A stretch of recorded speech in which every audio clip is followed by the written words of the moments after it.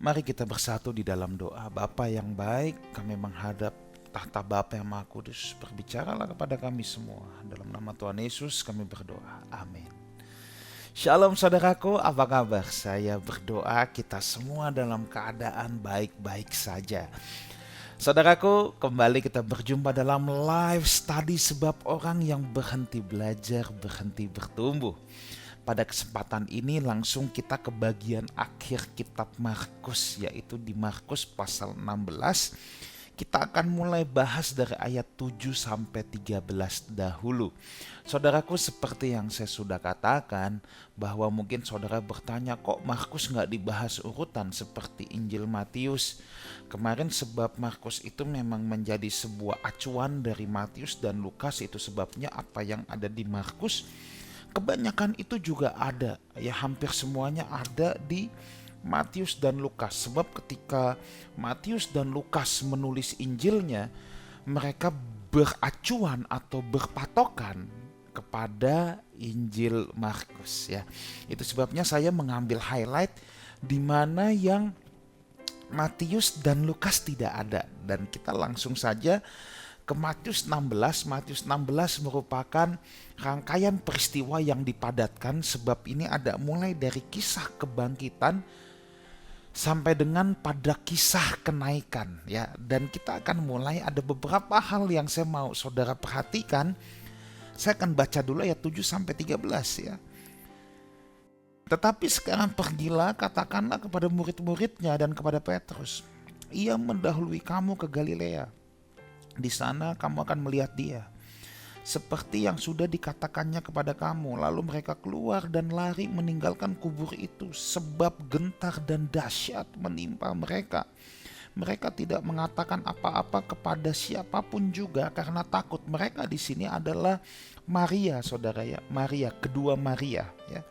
Ada Maria Magdalena, ada Maria ibu Yesus, yang dengan setia setiap hari datang ke kubur Tuhan Yesus untuk meminyaki mayat daripada Tuhan Yesus. Dengan singkat mereka sampaikan semua pesan itu kepada Petrus dan teman-temannya. Sesudah itu Yesus sendiri dengan perantaraan murid-muridnya memberitakan dari timur ke barat berita yang kudus dan tak terbinasakan tentang keselamatan yang kekal itu. Setelah Yesus bangkit pagi-pagi pada hari pertama minggu itu, ia mula-mula menampakkan dirinya kepada Maria Magdalena. Daripadanya Yesus pernah mengusir 7 setan. Lalu perempuan itu pergi memberitahukannya kepada mereka yang selalu mengiring Yesus, dan pada waktu itu sedang berkabung dan menangis. Tetapi ketika mereka mendengar bahwa Yesus hidup dan telah dilihat olehnya, mereka tidak percaya. Sesudah ia menampakkan diri dalam rupa yang lain kepada 2 orang dari mereka ketika keduanya dalam perjalanan keluar kota. Lalu kembalilah mereka dan memberitahukannya kepada teman-teman yang lain, tetapi kepada mereka pun teman-teman itu tidak percaya. Saudaraku, di sini Markus 16, ya, bercerita sebuah rangkaian dari kisah kebangkitan Tuhan Yesus, ya. Nah, ayat yang ke-7 dulu. Saya mau saudara perhatikan, ya. Tetapi sekarang pergilah, katakanlah kepada murid-muridnya dan kepada Petrus. Kenapa penulis Injil Markus menekankan kata Petrus? Nanti kalau saudara lihat di bawah, again Petrus lagi, ayat yang ke-8 juga Petrus lagi. Sederhana saja, sebab Markus, penulis Injil Markus, saya sudah katakan, Markus itu bukan murid Yesus. Saudara tidak akan menemukan daftar murid Yesus yang namanya Markus. Tetapi Markus ini adalah anak rohani dari Petrus. Bahkan kitab 1 Petrus dan kitab 2 Petrus kemungkinan besar ditulis oleh Markus. Jadi Petrus ngomong mendikte, Markus tinggal menulis. Itu sebabnya selalu penulis Markus ini menekankan Petrus, Petrus, dan Petrus. Ya. Ayat yang ke-8, ya, saudara bisa lihat bahwa nama Petrus kembali dominan. Makanya dikatakan dengan singkat mereka sampaikan semua pesan itu kepada Petrus dan teman-temannya. Jadi memang penulis Markus ini sangat dominan menggunakan nama Petrus, seolah-olah Petrus ini memang pemimpin dari murid-murid yang lain. Tetapi hal yang luar biasa dari ayat yang ke-8, saya mau lihat saudara, 8 bagian akhir dia, dengan singkat mereka sampaikan semua pesan itu kepada Petrus dan teman-temannya.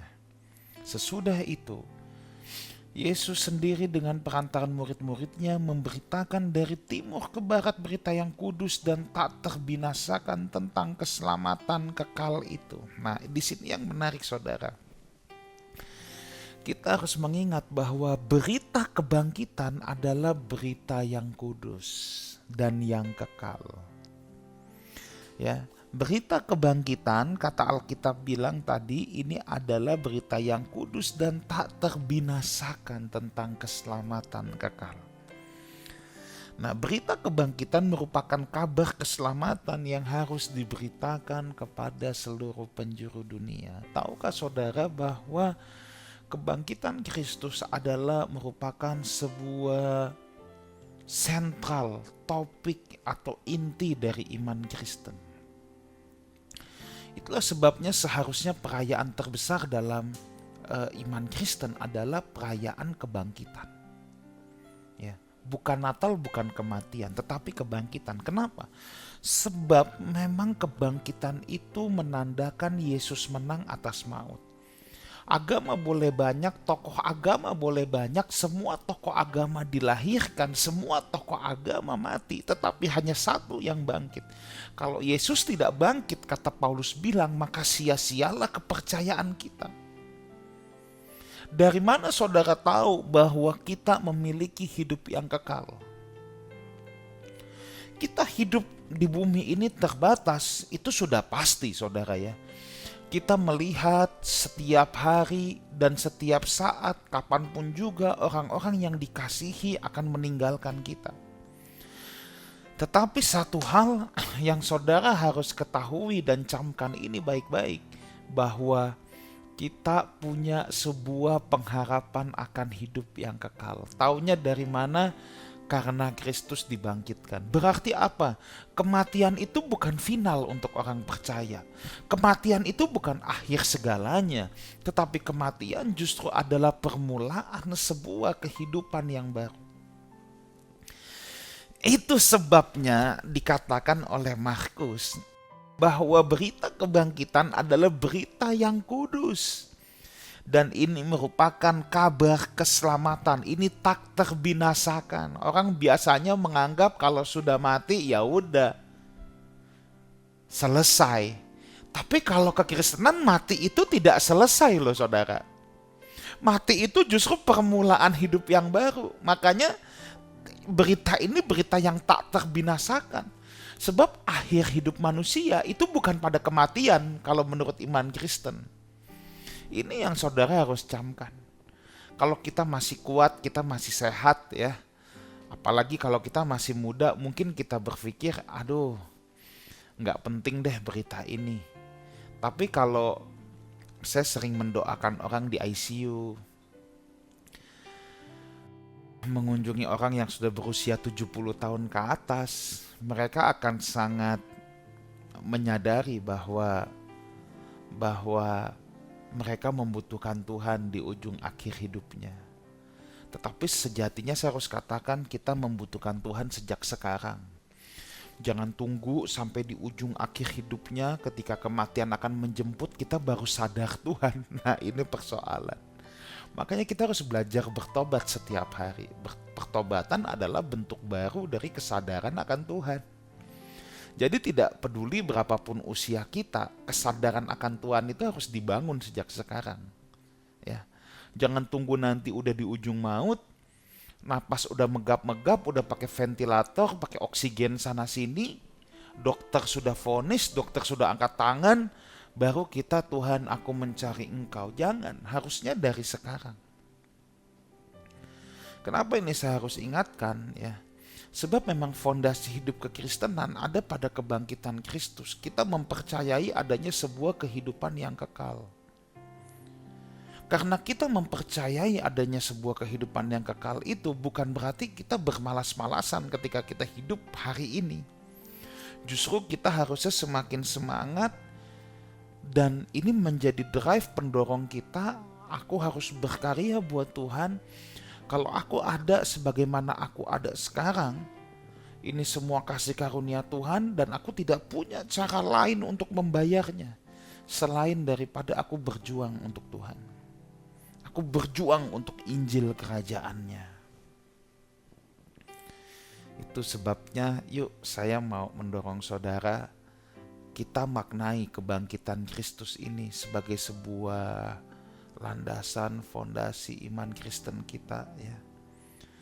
Baik ketika kita hidup hari ini, lakukan sebaik-baiknya, tapi kita gak boleh lupa bahwa kita punya kehidupan kekal yang menanti. Kita pasti mati dan kita akan dibangkitkan. Kok tahu kita akan dibangkitkan? Sebab Kristus dibangkitkan. Itu jawabannya. Sebab Kristus dibangkitkan, kita juga akan dibangkitkan. Makanya ada lagu, sebab Dia hidup, ada hari esok. Sebab Dia hidup, ku tak gentar. Kalau Dia nggak hidup, kalau Dia tidak dibangkitkan, kita nggak tahu ada hari esok atau tidak. Ada kehidupan setelah kematian atau tidak. Karena kita tahu ada kehidupan setelah kematian, ayo saya ajak Bapak Ibu Saudara jalani hidup hari ini lebih luar biasa lagi. Biar segala kemuliaan kita tujukan hanya kepada Tuhan saja. Nah oke, kita lanjutkan ayat 9 dan 11 ya. Saudara bisa melihat di sini bahwa ayat 11 ya, ketika mereka mendengar bahwa Yesus hidup dan telah dilihat olehnya, mereka tidak percaya. Ini konyol saudara. Ayat 10, mereka lagi berkabung, lagi menangisi kematian Yesus. Ini orang-orang yang mencintai Yesus. Ini orang-orang yang sudah mendengar apa yang diajarkan Tuhan Yesus. Tapi pas dibilang Yesus bangkit, mereka gak percaya loh. Kan konyol ini ya. Mereka gak percaya. Memang sulit untuk mempercayai orang yang sudah mati bisa bangkit lagi. Ya saya paham itu, sulit untuk mempercayai. Tetapi kalau kebangkitan Kristus, maksudnya sulit untuk saat itu loh. Sulit untuk saat itu, mana ada orang udah mati bangkit lagi. Tapi kalau hari ini kita harus mempercayai, itu saksinya ribuan saudara ya. Saksinya ribuan. Dan saya harus kembali menekankan Tuhan itu nyata, Tuhan itu hidup. Makanya saudara harus menemui Dia secara pribadi. Tidak cukup hanya kata Pastor Wigan, saudara cari Tuhan. Tuhan pasti akan menjumpai saudara. Nah tetapi dalam kaitan ini, rupanya dari zaman dulu tidak mudah orang untuk mempercayai Tuhan. Coba kita lihat dulu deh ayat 12-13 ya.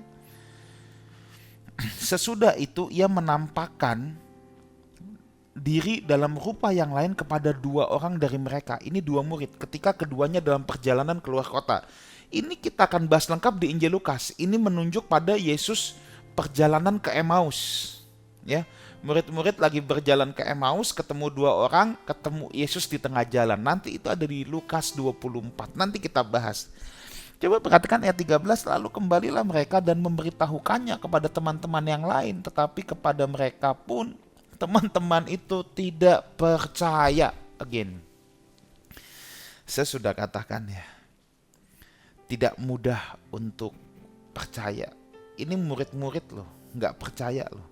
Mereka yang udah dikasih tahu sama Yesus sendiri dari jauh-jauh hari, aku akan diserahkan, mati, bangkit di hari yang ketiga. Mereka udah mendengar, pas Yesus ngomong gitu juga udah pada ngangguk-ngangguk pasti ya. Masih nggak percaya loh, saya juga bingung ya. Tapi jangan bingung saudara. Jadi dari zaman dulu orang susah mempercayai Tuhan ya. Sekarang saya tanya, kita yang hari ini mudah gak mempercayai Tuhan? Jujur ya, gak mudah. Banyak kita aku percaya sama Tuhan, tapi ada apa dikit gundah gulana, ada apa dikit sampai gak bisa tidur, ada apa dikit gelisah. Seakan-akan walaupun tidak diucapkan, kita tidak mempercayai Tuhan, bahwa Tuhan pegang kendali atas semuanya. Ini yang saya mau kita merenungkan ketika kita dalam kesulitan, kita dalam tekanan, kita dalam masalah besar. Apakah kita serius bisa mempercayai Tuhan atau tidak? Ini saudara yang tahu, ini saudara yang bisa menjawabnya. Ya. Apakah saudara serius bisa mempercayai Tuhan atau tidak? Murid-murid dari zaman dulu yang ketemu sama Tuhan Yesus langsung aja nggak gampang mempercayai Tuhan Yesus. Tidak gampang mempercayai apa yang diucapkan oleh Tuhan Yesus. Sekarang hidup kita gimana? Nanti kalau kita bahas lebih lanjut, murid-murid itu sampai betul-betul harus menerima sebuah pewahyuan, ya, pengalaman yang menggores dengan Tuhan, baru pada akhirnya mereka bisa mempercayai Yesus. Serius mempercayai apa yang Tuhan ucapkan. Di sini murid-murid belum percaya loh, Petrus pun belum percaya. Tetapi kabar baiknya gini, mereka tidak tinggal dalam keadaan itu. Pada akhirnya sejarah gereja mencatat Petrus begitu luar biasa radikal untuk Tuhan. Bahkan Petrus meninggalnya pun, matinya pun disalib terbalik. Nah, kalau saat ini kita berkata, Tuhan, saya kalau mau jujur, saya sulit untuk mempercayai apa yang Tuhan katakan. Yang saya mau beritahu buat kita semua, jangan tetap tinggal dalam keadaan itu. Kita harus upgrade diri kita, serius lebih mengenal Tuhan secara pribadi, sehingga kita betul-betul bisa percaya dengan apa yang Tuhan katakan. Percaya itu mustahil tanpa pengenalan, saudara. Percaya itu mustahil tanpa pengenalan. Ya, makanya saudara harus mengenal Tuhan. Kenalnya bukan dari apa kata orang. Kalau cuman kata Pastor Wigan, Tuhan itu baik. Tapi saudara sendiri kalau mau nanya, gue bingung Tuhan baiknya di mana ya? Nah, ini kan nama baru kenalnya kata orang, kata pastor ini, kata pendeta itu. Enggak, saudara harus betul-betul sampai sesimpel Tuhan itu baik. Itu harus punya nilai pewahyuannya. Kenapa sampai saudara bisa bilang Tuhan itu baik? Itu menggores gak dalam hidup saudara? Itu menggores gak dalam nurani saudara? Kalau hal itu tidak menggores, saudara tidak akan benar-benar bisa memaknai bahwa Tuhan itu baik. Nah, ini sama. Untuk bisa mempercayai apa yang Tuhan katakan itu harus sampai menggores. Nah, ya. Oke, ayat 14 sampai 20, akhirnya ia menampakkan diri kepada ke-11 orang itu, ya, kepada murid-muridnya ketika mereka sedang makan. Dan ia mencela ketidakpercayaan dan kedegilan hati mereka, ditegur sama Tuhan Yesus, ya. Oleh karena mereka tidak percaya kepada orang-orang yang telah melihat Yesus sesudah kebangkitannya. Itu ayat 14. Ditegur sama Tuhan murid-murid, bahkan dicela atas apa? Kedegilan. Kedegilan itu apa ya? Kebebalan hati mereka, ya. Dihardik sama Tuhan. Ayat 15, lalu ia berkata kepada mereka, pergilah ke seluruh dunia, beritakanlah Injil kepada segala makhluk. Di sini yang menarik. Ayat 14, Yesus mencela. Yesus menegur. Ayat 15, Yesus tetap memberikan mereka tanggung jawab dan kepercayaan untuk tugas yang sangat mulia, yaitu memberitakan Injil. Saudara, Yesus itu bukan pribadi yang baperan. Anak-anak sekarang bilang baperan. Baper itu apa? Bawa perasaan. Ya, ada saatnya dia menegur, tapi Yesus tetap mendorong dan memberikan kepercayaan. Kalau kita kan suka baperan. Kalau ngelihat sisi jeleknya orang, udah yang dicap itu aja. Susah untuk kita kasih kepercayaan, susah untuk kita membangunnya kembali. Tapi kalau kita lihat di sini, Yesus itu ada saatnya menegur, tapi nggak sampai menegur. Kalau hanya rebuke, kalau hanya menegur, tanpa membangunnya kembali, memberikan kepercayaan kembali, wah itu repot. Yesus contoh pemimpin yang tidak baperan. Saya percaya kita semua harus belajar dari pribadi Tuhan Yesus untuk hal yang satu ini khususnya, ya. Bahwa bagaimana Tuhan Yesus tetap bisa mempercayakan murid-muridnya di tengah-tengah kedegilan hati mereka. Apa yang ditulis degil, tapi tetap didorong, tetap diberi kepercayaan. Ayat 16, siapa yang percaya dan dibaptis akan diselamatkan, tetapi siapa yang tidak percaya akan dihukum. Penulis Injil Markus menyatakan dengan spesifik siapa yang percaya dan dibaptis. Nah, saudara, apakah orang yang dibaptis pasti tidak dihukum? Nah, ini. Saudara, baptisan itu bukan soal ritualnya, ya. Baptisan itu adalah sebuah tanda, sebuah komitmen, tanda komitmen bahwa kita mau mati bersama-sama dengan Kristus. Maka saya mendorong setiap saudara yang berkata, aku mau mengikut Tuhan. Saudara tidak punya pilihan lain, untuk saudara harus menyerahkan diri dibaptis. Ini bukan soal masalah ritualnya, tapi menyerahkan diri dibaptis. Ini adalah bicara tanda komitmen kita bahwa kita mau mengikuti hidup, mengikuti jejak Tuhan Yesus. Ini tanda komitmen kita bahwa kita mau menjadi murid Tuhan. Ini tanda komitmen kita mau ikut memberitakan kabar kebangkitan ini kepada semua makhluk, kepada semua orang. Ya. Kekristenan mengajarkan baptisan selam. Itu melambangkan manusia lama kita dikuburkan bersama-sama dengan Kristus. Jadi saya mau ajak setiap Bapak Ibu Saudara yang berkata, yang menyaksikan ini dan berkata, aku percaya Tuhan Yesus. Tapi saudara, ngapain dibaptis sih, repot. Enggak saudara, ya. Saudara harus menyerahkan diri dibaptis. Itu tanda saudara mau serius komitmen ikut Tuhan. Itu sama aja, ya. Kalau misalnya saudara mau membangun rumah tangga sama seseorang, misalnya gitu ya. Penting nggak acara perkawinan, pemberkatan nikah?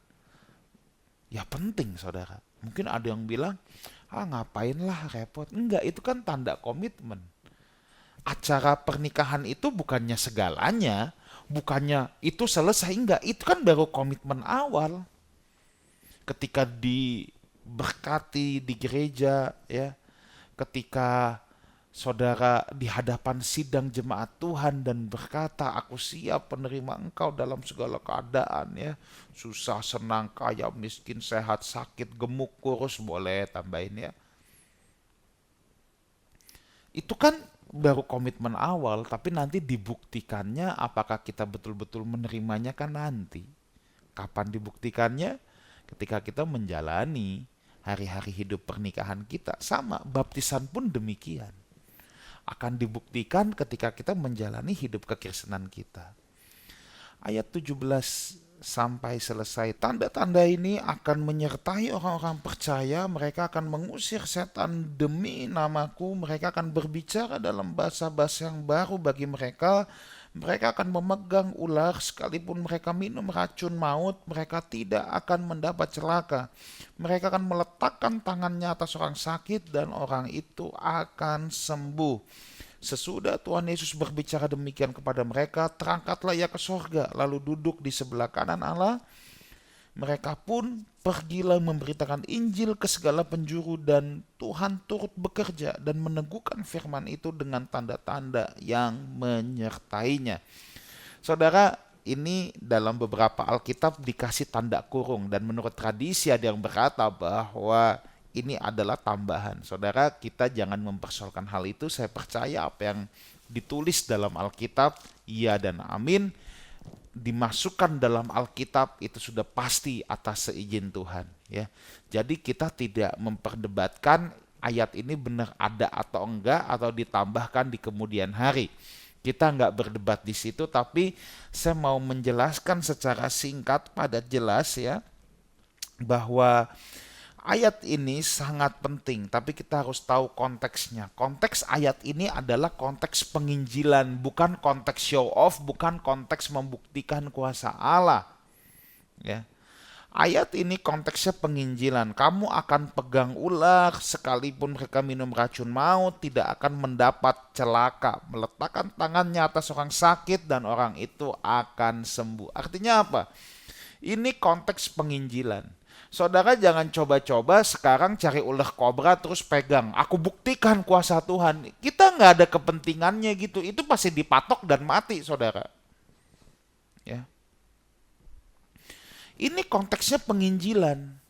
Karena memang diberikan ayat 20 tanda-tanda yang menyertainya. Tanda, sign. Untuk orang-orang yang belum percaya. Kalau kita sudah percaya, kita nggak usah menguji-nguji kuasa Tuhan begitu. Ya, kan ada di YouTube, saudara bisa lihat, ya, ada pendeta di Amerika lagi khotbah, dia bawa ular, mau buktikan ini.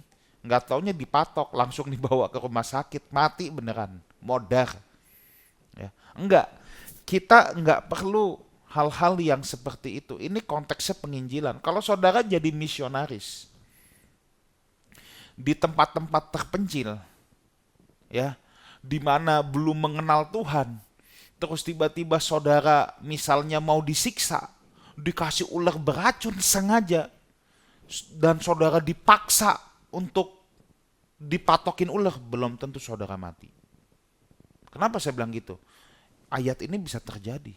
Mujizat itu bukan hal yang mustahil, saudara. Ya. Dalam penginjilan KKR, itu biasa konteks penginjilan mujizat lebih banyak terjadi. Tapi kalau di ibadah-ibadah, di kota-kota besar, di orang yang udah Kristen, justru jarang terjadi. Oh, bukannya Tuhannya beda, bukan. Tetapi memang kalau saudara orang percaya, yang diperlukan itu bukan tanda mujizat lagi, tapi kedalaman saudara dalam mengenal pribadi Tuhan. Mau soal ada mujizat, mau enggak, itu urusan belakang. Saya harus ingatkan ya, Paulus itu sampai tuanya itu penyakitan. Dan Tuhan nggak sembuhkan. Padahal dia bangkitin orang mati pun pernah. Kok Tuhan nggak sembuhkan Paulus? Sebab kalau buat Paulus sembuh atau enggak itu it's not a matter at all. Itu bukan persoalan lagi. Jadi ayat-ayat ini konteksnya adalah konteks penginjilan, bukan show off. Jangan kita mau show off nih, gue bikin mujizat supaya terkenal. Membuktikan Allah itu besar dan berkuasa. Allah nggak perlu dibuktikan, dia sudah besar adanya, dia sudah berkuasa adanya.